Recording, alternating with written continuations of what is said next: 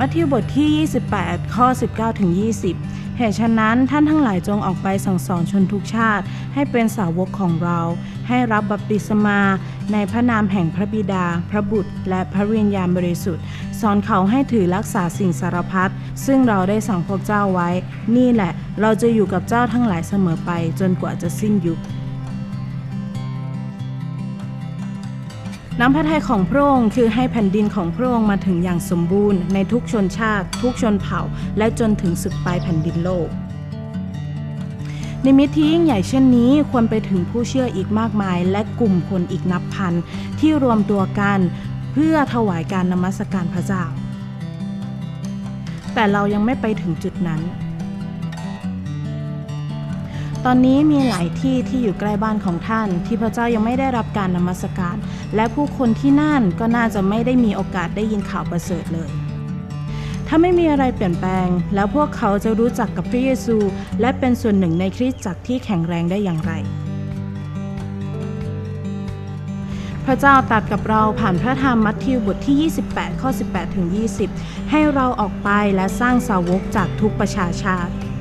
นิมิตนี้ไม่ได้หมายถึงแค่การมีคริสเตียนเพิ่มมากขึ้นเท่านั้นแต่หมายถึงคริสเตียนที่ออกไปประกาศข่าวประเสริฐของพระเยซูกับผู้อื่นเพื่อให้ทุกเผ่าพันธุ์ทุกภาษาและทุกชนชาติได้นมัสการพระเจ้า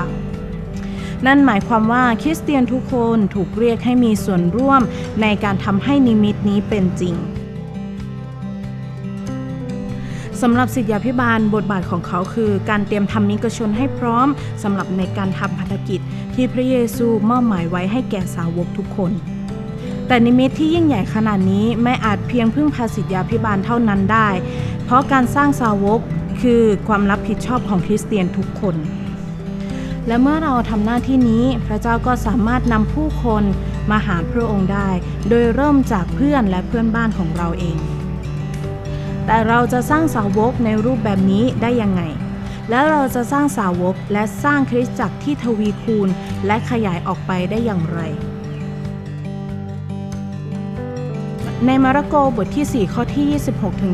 29พระเยซูทรงเล่าเรื่องของชายที่ออกไปหว่านเมล็ดพืชไม่ว่าเขาจะนอนหลับหรือออกไปเมล็ดนั้นก็จะงอกและเติบโตขึ้นเองโดยที่เขาไม่รู้ว่าเป็นไปได้อย่างไรและเมื่อถึงเวลาเขาก็เก็บเกี่ยวผลนั้นนาสีทุ่งมีพื้นฐานมาจากเรื่องนี้เป็นแนวทางพร้อมเครื่องมือที่ช่วยให้ผู้เชื่อสามารถสร้างสาวกและเริ่มต้นคริสตจักรที่ทวีคูณได้ทุ่งแรกตอบคำถามว่าเราจะเริ่มต้นที่ไหนและเมื่อไปถึงเราจะทำอะไร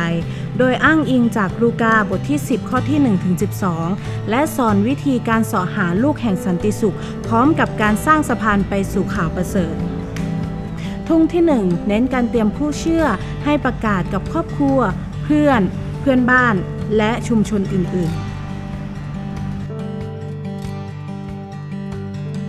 ทุ่งที่2ช่วยเตรียมผู้เชื่อให้สามารถประกาศข่าวประเสริฐได้อย่างเรียบง่ายแต่มีประสิทธิภาพเช่นอาจใช้คำพยานส่วนตัวหรือเรื่องราวที่อธิบายข่าวประเสริฐในรูปแบบที่เพื่อนสามารถเข้าใจได้ง่ายทุ่งที่3มุ่งเน้นที่การส่งเสริมการเติบโตของผู้เชื่อใหม่และผู้ที่สนใจอยากเรียนรู้เพิ่มเติมเกี่ยวกับพระเจ้าโดยพบปะกันในกลุ่มเซลล์กระบวนการศึกษาพระคัมภีร์นี้เรียบง่ายแต่มีพลังผู้เชื่อสามารถนำกลุ่มเองได้และสามารถจัดกลุ่มเซลล์ที่บ้านซึ่งช่วยลดกำแพงสำหรับผู้ที่อยากเรียนรู้เพิ่มเติมทุ่งที่4มีเครื่องมือที่ช่วยให้กลุ่มเซลล์เหล่านี้พัฒนาเป็นคริสตจักรเรียบง่ายและพัฒนาผู้นำจากภายในกลุ่มทั้ง4ทุ่งเน้นสอนผู้อื่นในสิ่งที่พวกเขาได้เรียนรู้และการประกาศข่าวประเสริฐในทุกขั้นตอนขณะเดียวกันพวกเขาก็เข้าใจถึงน้ำพระทัยของพระเจ้าที่มีต่อคนที่หลงหายลึกซึ้งยิ่งขึ้นนี่คือวิธีที่ผู้เชื่อสามารถสร้างสาวกและเริ่มต้นคริสตจักรที่ทวีคูณได้ตลอดกระบวนการทั้งหมดเป็นพระวิญญาณบริสุทธิ์ที่ต้องทำงานในชีวิตของผู้คนทุกคนเพราะฉะนั้นพวกเราในฐานะชาวนา จึงเป็นผู้ที่ร่วมมือกับพระวิญญาณบริสุทธิ์ในการนำการเติบโตมาสู่พื้นที่ที่เรารับผิดชอบนิมิตของพระเจ้าที่ทำให้แผ่นดินของพระองค์มาถึงทุกชนชาติและเผ่าพันธุ์รวมถึงการที่คริสเตียนทุกคนมีส่วนร่วมในการทำให้นิมิตนี้เป็นจริงและทั้งหมดเริ่มต้นจากเราที่ประกาศกับเพื่อนและเพื่อนบ้านของเรา